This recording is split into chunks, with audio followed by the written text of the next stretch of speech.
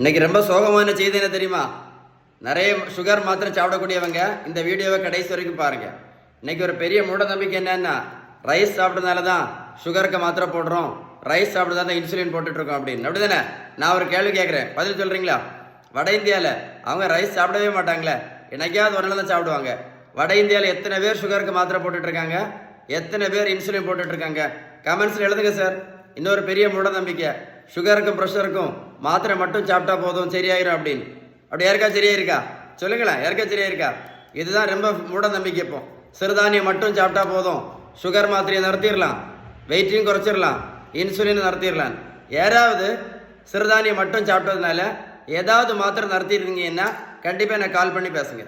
இன்னொரு பெரிய மூட நம்பிக்கை, நடைபயிற்சி மட்டும் பண்ணால் போதும், சுகர் மாத்திரையை நிறுத்திடலாம், இன்சுலினை நிறுத்திடலாம், வெயிட்டை வேற குறைச்சிடலாம் அப்படின்னு.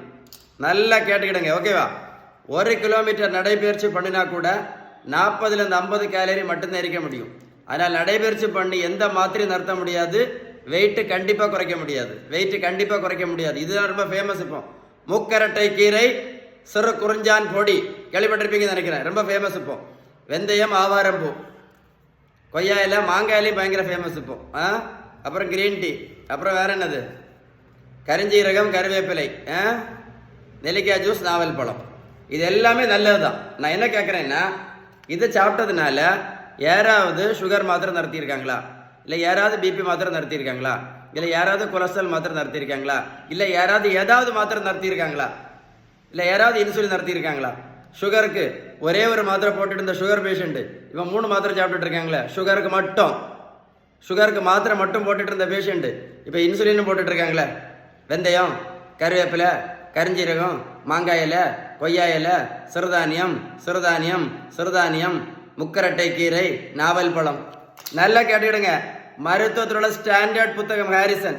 இந்த புத்தகம் என்ன சொல்லுதுன்னா, சுகர், ப்ரெஷர், கெட்ட கொலஸ்ட்ரால், ஃபேட்டி லிவர், பித்தப்பைக்கல், உடல் பருமன், பிசிஓடி, இது எல்லாத்துக்குமே ஒரே ஒரு ட்ரீட்மெண்ட் தான் கரெக்ட் ட்ரீட்மெண்ட்.